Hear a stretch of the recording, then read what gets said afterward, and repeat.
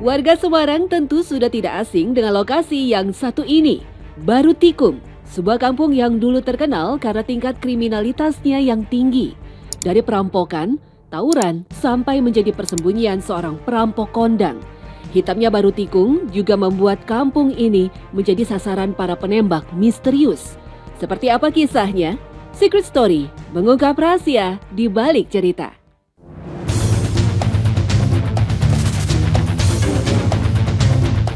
Masuk di dalam wilayah Kecamatan Bandar Harjo, Baru Tikung sendiri berada di wilayah Semarang Utara. Meski sekarang terlihat seperti kampung biasa, ada sejarah kelam yang pernah terjadi di tempat ini. Bahkan Pak Kus, salah satu warga asli kampung ini, menyebut Baru Tikung saja sudah menimbulkan kesan seram tersendiri. Ya dulu itu memang gimana ya, dulu itu memang orang masuk sini tidak berani semua, Mbak. Sekilas kayak ketemu di luar, di jalan gitu, Mas orang mana? Kayak dikerjain juga orang Baru Tikung gitu. Pada nanya, wah Baru Tikung kampung gali katanya gitu.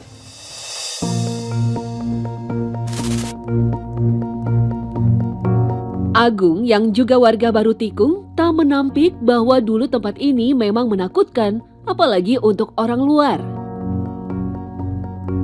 Dulu saya kecil juga mau naik becak pulang ke sini aja pada nggak mau, pada takut.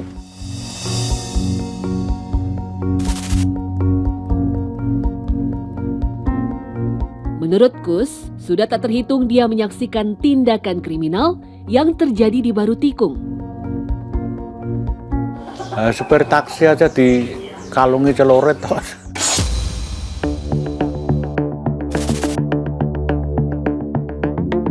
Tak hanya pemalakan saja, sebuah jembatan menjadi saksi bisu tawuran rutin warga Baru Tikung dengan kampung sebelah.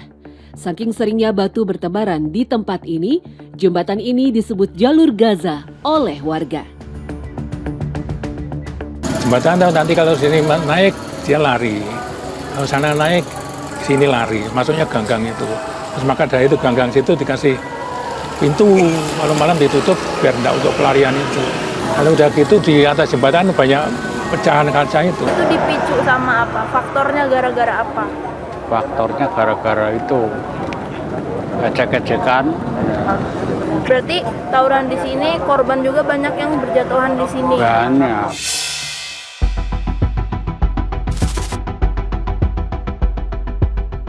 Yusa sebagai salah satu mantan pelaku tawuran mengakui bahwa sebenarnya tak pernah ada masalah berarti sebelum terjadi tawuran. Saat itu buat dia, tawuran hanya sebagai ajang pembuktian diri di antara teman-temannya. Ya pas remaja saya masih ngalamin sih Mbak, sering banyak tawuran. Terus banyak yang itu minum-minuman keras, terus pada tawuran keluar gak cuma di daerah sini juga. Sering banget itu, malah kalau hampir setiap puasa itu malamnya itu pada tawuran setiap hari itu, setiap puasa. Cuma kalau masa remaja dulu kan masih kayak mencari jati diri gitu. Kayak biar wah aku dikenal di sana, dikenal di sini, nama aku kesebar-sebar kayak gitu semua sih Mbak. Menurut Pak Kus, tawuran itu bahkan membuat sebagian warga Baru Tikung membekali dirinya dengan ilmu kebal. Ya, punya siap semua. Ya kadang-kadang ada yang ilmu tebal, ada.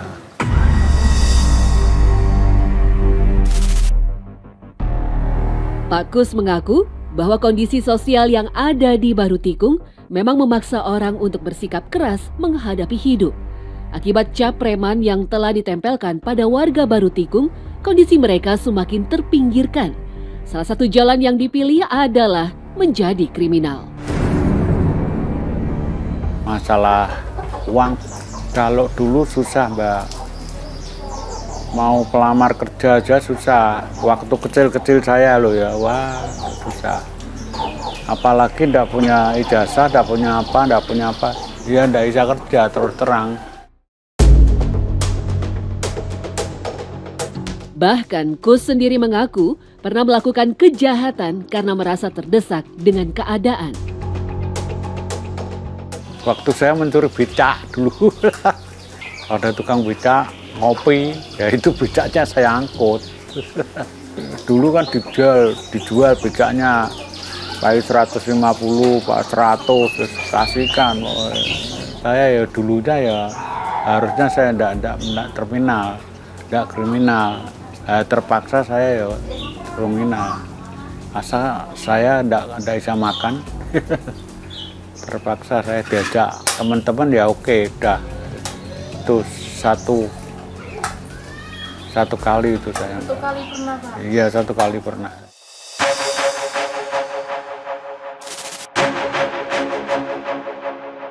Kondisi itu semakin langgeng ketika hasil kriminal tersebut dibagikan ke warga yang lain.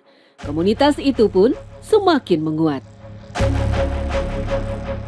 Sebelah itu kan banyak anak-anak itu, jadi yang dapat hasil di bawah situ dibagi.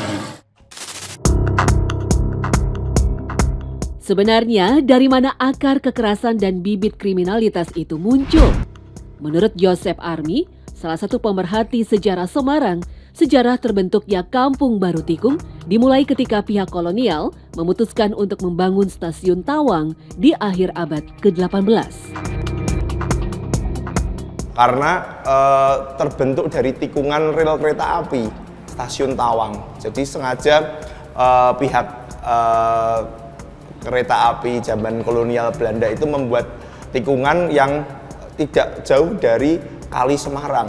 Jadi ada Kali Semarang di seberang kampung ini yang kemudian harus jalannya rel itu harus menikung. Nah, tikungan yang cukup besar dan kemudian sedimentasi Kali Semarang inilah yang kemudian bisa digunakan warga pendatang yang hijrah dari beragam daerah di luar kota Semarang untuk kemudian tinggal membangun permukiman semi permanen mengikuti alur rel kereta api yang ditikungkan tadi itu.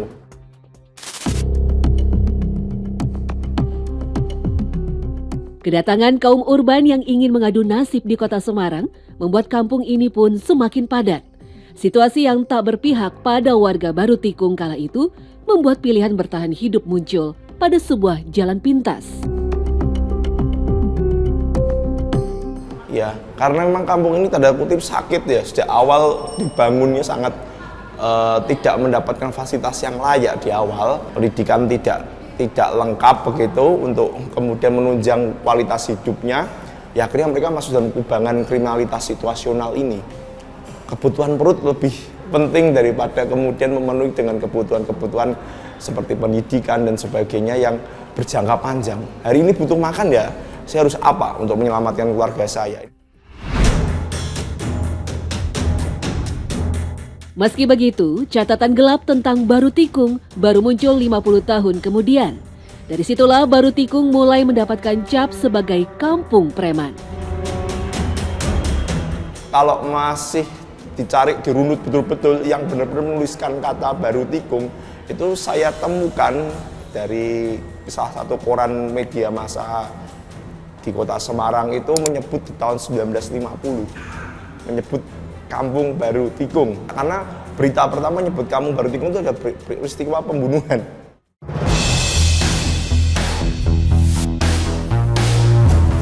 Selanjutnya, tulisan di media massa tentang Baru Tikung dominan berisi peristiwa kriminal dan kejahatan lainnya. Bahkan, salah satu perampok kondang di Indonesia, Slamet Gundul, juga sempat menjadikan Baru Tikung sebagai lokasi bersembunyi. Dan di sini pula, Slamet Gundul menyusun kawanannya untuk beraksi di kota Semarang. Kala itu, total uang yang berhasil dijarah oleh Slamet Gundul mencapai 159 juta rupiah, yang tentunya bernilai miliaran di zaman sekarang. Uniknya, keberadaan Slamet Gundul seolah menjadi berkah bagi warga Baru Tikung. Semacam ya kalau ngomong Robin Hood ya Robin Hood bagi warga sana, kacamata warga sana. Tapi bagi aparat, mohon maaf, kalau bisa tembak mati. Cerita Slamet Gundul ini buat beberapa orang jadi semacam cerita kegembiraan ketika dia datang pulang merampok itu, uangnya dibagikan di koper itu, orang tukang beca, tetangga-tetangga kanan kirinya itu uang sekepok-sekepok diberikan.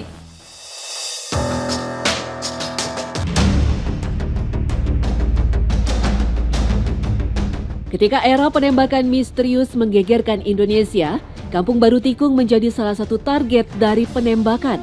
Dianggap sebagai kampung gali atau gabungan anak liar kala itu, tak terhitung warga Baru Tikung tewas ataupun hilang tanpa jejak. Benar-benar di gang sini banget tuh Pak. Gang sini ya.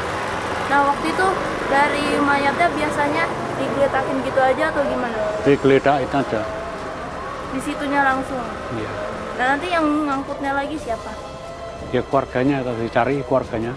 Kalau gali sendiri dari penuturan warga, penyebutan ini sejalan dengan masuknya upaya Orde Baru untuk mengamankan wilayah dengan program Petrusnya ya, penembakan misterius. Walaupun sebenarnya pemerintah tidak mengakui itu secara langsung, tetapi peristiwa Petrus itu banyak menjadikan warga Kampung Baru Tikung itu korban. Masa itu tidak banyak terbuka soal siapa yang tewas, warganya siapa yang kemudian hilang pada masa itu.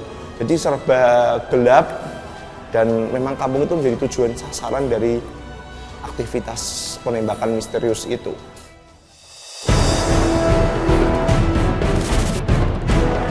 Uniknya, Petrus ini dianggap oleh Joseph sebagai salah satu momen Kampung Baru Tikung mulai berbenah. Ketakutan warga akibat ancaman Petrus membuat banyak perubahan terjadi di Baru Tikung. Yang pasti bahwa warga sana yang bertato itu banyak yang menghilangkan tatonya, digosok pakai setrika dan sebagainya. Atau ada yang tiba-tiba minta belajar ngaji. Jadi perubahan mereka langsung drastis. Tiba-tiba musola masjid yang ada di kampung itu diisi oleh orang-orang yang tidak mau untuk jadi korban berikutnya yang masuk karung. Bahkan sampai mengubah citra dari kampung gali itu jadi kampung santri. Lah buktinya apa? Hampir setiap RT di Kampung Baru Tikung yang masuk dalam administratif Kelurahan Bandar Harjo itu dominan banyak musola dan masjid. Dan selalu mereka rutin menjalankan sholat 5 waktu. Meski citra miring tentang Baru Tikung masih menancap di benak sebagian orang, tapi warga kampung ini membuktikan bahwa semua bisa berubah asal ada kemauan. Secret Story mengungkap rahasia di balik cerita.